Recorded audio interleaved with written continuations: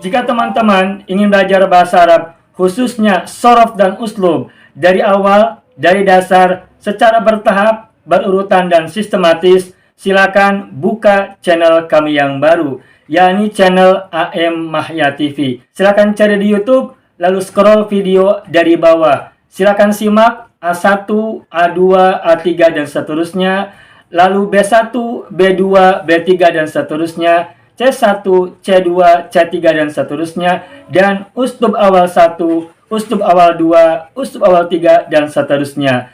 Silakan subscribe dan selamat menyimak semua video yang kami tayangkan. Semoga bermanfaat. Mau kuasai bahasa Arab? Gabung Sekolah Arab Digital.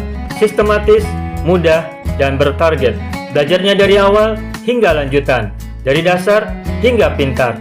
Mufradat, sorof, nahwu, uslub, dan yang lainnya. Mendalam, mudah dipelajari, mudah dipahami, dan mudah dipraktekkan. Mau kuasai bahasa Arab? Gabung Sekolah Arab Digital. Mau kuasai bahasa Arab? Gabung Sekolah Arab Digital. Ar-Rahmani dan Ar-Rahimi. Dua-duanya kata Ar-Rahman dan Ar-Rahim adalah akar katanya sama. Rahmanun berasal dari kata rohima. Rohimun berasal dari kata rohima. Rohima tadi di ayat Al-Quran yang dibacakan oleh Qari'ah itu berakar kata dengan rahmatun, rahmah. Apa artinya rahmah? Nah, rahmah ini meskipun jadi nama orang di antara kita ya, itu maksudnya adalah kasih sayang. Rahmatun. Ya kasih, ya sayang, ya rahmah. Kalau kita suka menyebut kata kasih itu suka dibedakan kalau kita ya. Kasih dan sayang. Kalau dalam bahasa Arabnya sama, rahmatun juga. Rahmatun kasih, rahmatun sayang. Makanya saking kita ingin dalam memahami kata rahmah, oleh orang Indonesia disebutnya kan kasih sayang. Karena kalau hanya kasih sepertinya kurang kuat rasa rahmahnya.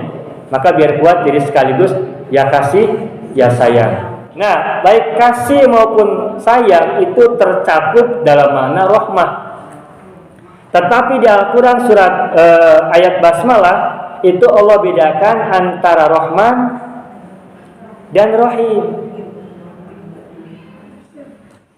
Kalau kita memahaminya, menerjemahkannya dengan kata Rahman itu pengasih, Rahim itu artinya penyayang. Tetapi sesungguhnya maknanya bukan sekadar itu. Rahman itu adalah sigot mubalaghah. Apa itu mubalaghah? Mubalaghah itu artinya adalah penyangatan, sangat banget sayangnya. Sedangkan Rahim meskipun sama-sama sigot mubalaghah yang mananya sangat, tetapi derajat Rahman dan derajat Rahim lebih tinggi, lebih luas, lebih mencakup ketimbang Rahim. Jadi Rahman itu sangat luas. Sedangkan Rahim itu spesifik. Makanya mungkin ibu-ibu pernah dengar atau sering mendengar tafsir yang mengatakan bahwa Rahman itu adalah Allah Zat Maha Pengasih kepada seluruh makhluknya, seluruh manusia, siapapun tanpa pandang bulu, tanpa pilih kasih, baik makhluk itu beriman kepadanya maupun tidak, baik mengabdi kepadanya maupun tidak, baik beribadah kepadanya maupun tidak, semuanya dikasihi, semuanya dirahmani. Allah sebagai zat yang maha Rabbun, maha Tuhan, maha memelihara, maha mencipta, mengawasi, melindungi, semua makhluk dilindungi, semua makhluk diberi rizki, semua makhluk dijaga, dirawat, dan diurus semuanya tanpa kecuali. Kenapa? Karena dia adalah Tuhan untuk semuanya.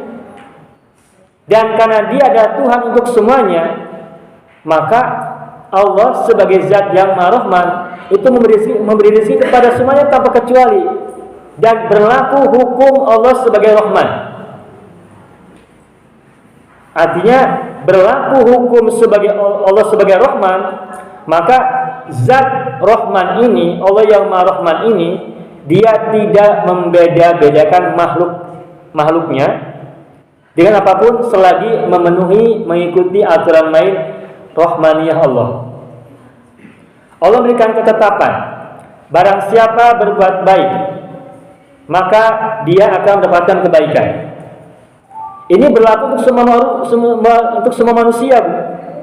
Siapa saja berbuat baik, baik orang itu mukmin maupun tidak mukmin, maka orang yang berbuat baik pasti akan dicintai orang-orang sekitarnya, baik dia beriman maupun tidak beriman, baik dia muslim maupun dia non-muslim.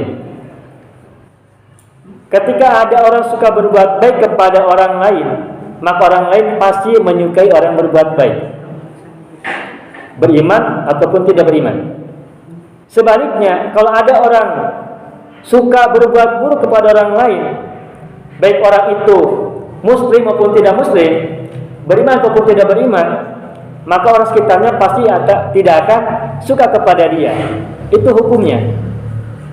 Maka rahmaniyah Allah itu berlaku untuk seluruhnya tanpa pandang bulu, baik kepada orang yang beriman maupun kepada orang yang tidak beriman.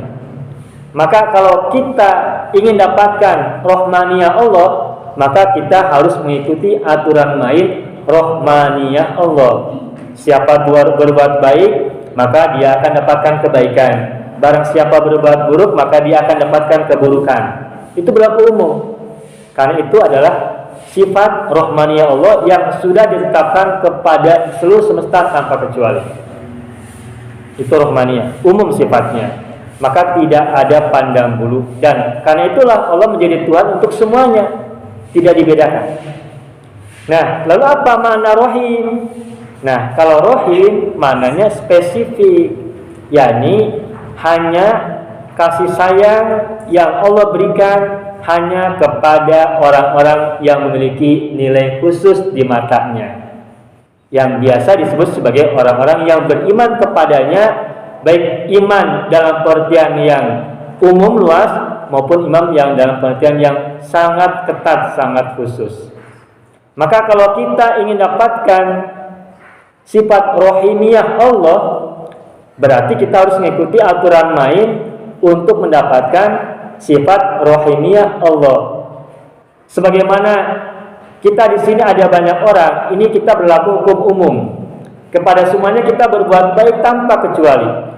Tetapi ketika ada orang yang punya hubungan personal khusus di antara satu dan yang lainnya, ada yang sangat intensif, ada kedekatan-kedekatan tertentu, maka tentu saja ada perlakuan khusus juga di antara keduanya. Benar tidak, Bu? Nah, maka begitulah juga Allah.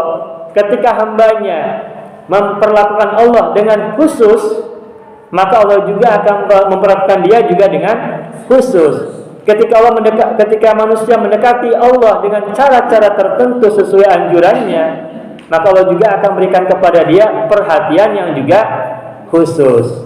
Maka disitu berlaku sifat rohimiyah Allah yang tidak diberikan kepada yang lain-lainnya. Dan itu tidak bisa dipungkiri. Sebagaimana kita pun ada nilai khusus pada orang per orang, maka Allah juga sama memberikan penilaian khusus kepada orang per orang yang memiliki kedekatan. Dan itu tidak bisa ditawar-tawar. Oleh karena itu maka dengan nilai dan makna yang terkandung dalam ucapan ayat Bismillahirrahmanirrahim, maka yang bisa kita ambil kesimpulan adalah, pertama, Allah menegaskan bahwa dirinya adalah zat yang maha luhur. Ismun di situ bukan hanya bermakna nama, tapi juga keluhuran. Karena dia adalah zat yang maha luhur, maka dia juga adalah zat yang sangat pantas dan sangat layak dan wajib untuk kita sembah.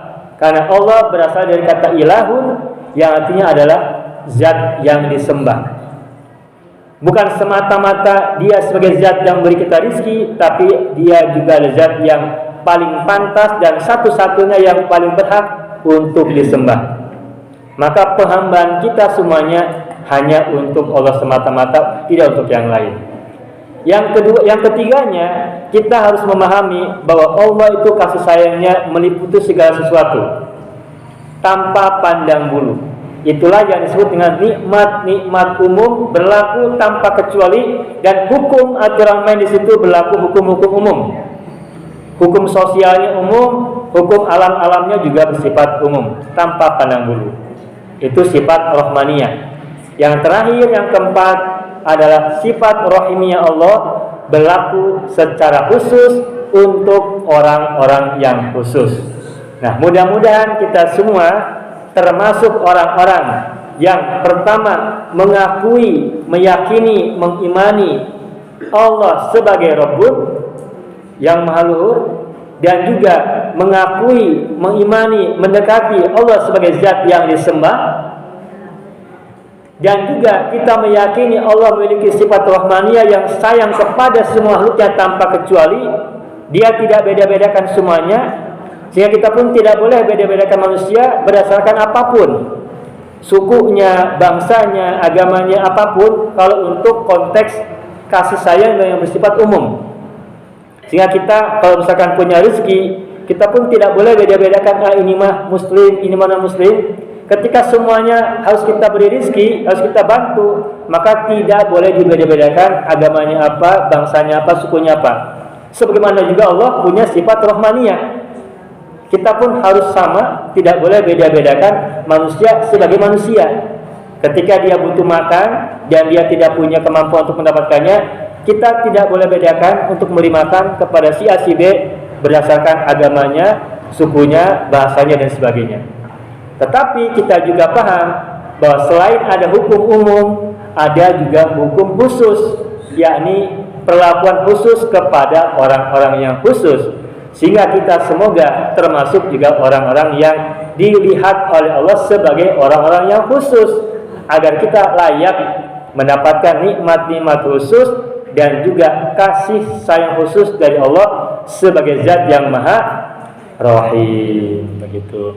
Mudah-mudahan apa yang disampaikan pada sore hari ini bermanfaat untuk kita semua, khususnya buat diri saya pribadi, karena memahami ayat Al-Quran itu tidak akan pernah selesai. Jangankan satu Al-Quran, satu mushaf gembleng utuh, bahkan satu ayat yang tadi kita bahas ini itu akan terus mengalami peningkatan pemahaman yang semakin lama, semakin baru dan semakin mendalam. Dan dengan semangat basmalah tadi, silakan ibu-ibu renungkan, silakan ibu hayati bagaimana agar ayat basmalah ini meresap dalam hati kita dan kita tidak melihat Tuhan sebagai zat yang menakutkan, tapi lihatlah Allah sebagai zat yang maha kasih dan maha sayang. Agar kita ketika kita beribadah kepadanya tidak melihatnya sebagai zat yang menakutkan, tetapi melihat Allah sebagai zat yang membahagiakan.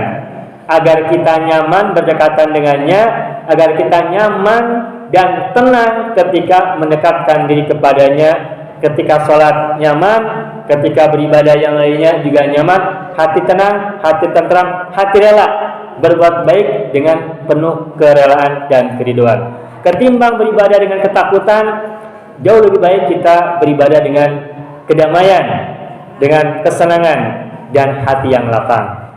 Banyak video yang terdapat dalam channel Arabia TV ini, baik bahasan tentang mufradat, sorof tasrif, nahwu maupun uslub, bahkan semua bahasan yang terdapat dalam program pembelajaran khusus kami, yakni program Sekolah Arab Digital, adalah bahasan-bahasan yang terdapat dalam buku yang kami buat ini, yakni 6 jilid buku Al-Ajib dan 2 jilid buku Al-Mumtaz. Semuanya ada 8 jilid. Sudah banyak penyimak channel Arabia TV yang menghubungi kami lewat WA, memesan dan membeli satu paket buku Al-Ajib dan Al-Mumtaz yang kami buat. Oleh karena itu, jika teman-teman ingin memesan dan membeli satu paket 8 jilid buku yang kami buat ini, silakan hubungi nomor WA yang ada di bawah ini. Semoga buku-buku ini bermanfaat, sehingga kita sambil melihat video juga bisa sambil menyimak buku ajar yang kami buat. Semoga bermanfaat.